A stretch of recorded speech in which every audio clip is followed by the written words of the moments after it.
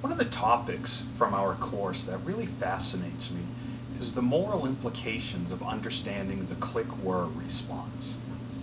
Our book describes the click-whirr response as an automatic response we humans have to specific stimuli. For example, you go out to eat, you're at a restaurant, and you order something to drink. The waiter or waitress nods their head and says, "Large? 22 ounce?" That little shake of the nod of the head is almost guaranteed to get us to say yes. Whether we know it or not, that person just used our click-whirr response to increase the bill and hopefully increase their tip. Now, when we look at the other topics we've covered, for instance, the commitment principle, the contrast principle, the reciprocation, all of these focus or rely on the click-whirr response in other humans. And this makes me wonder, is click-whirr the basis of all persuasion? Is all persuasion tricking another person into doing what we want just because we know of certain cues or programming that can make them do what we want? When you look at the waiter or waitress, it doesn't seem like that big a deal. Yeah, maybe you spend a little more. Maybe you have a 22 ounce instead of a 16 ounce. But the stakes are pretty low. On the other hand, if you look at a used car salesman using the commitment principle, they can coerce a person into spending a lot more money than they really should.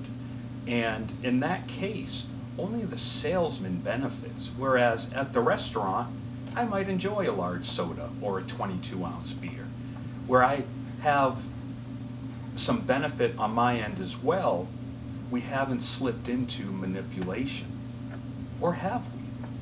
I'm not sure I'm ready to answer that question, but I can give an example of extreme manipulation using the click-whirr response, and in particular, the click-whirr response in the commitment principle. I used to work for a used car dealership called Your Family Motors, and it was owned by a man named Dave Schaffman. And that's not a joke, his name actually was Schaffman as a used car dealer. Now, Dave studied psychology, maybe not formally, but he studied the behaviors of people. And he knew about the commitment principle. One of the things Your Family Motors would do would be to say anything to get a deal. They would take a low offer, they would give someone a lot of money for their trade-in, no money down, low interest, whatever it took for someone to sign a paper saying they're going to buy a car. Once they had that person sign, and once they knew the person had envisioned themselves in this newer car instead of their old junky car, they knew they had that person. And they would add bad news after bad news once that person had committed. So for instance, the 8% interest this person who just filed for bankruptcy thought they were getting was now 18%. That no money down turned into $1,200 down. The price of the car was a mistake. They would use this click-whirr response to manipulate, and I would even say coerce a person into going against their best interests. Now, I didn't last long at Your Family Motors, even though I was the top salesman in terms of number of cars for the 3 months I was there.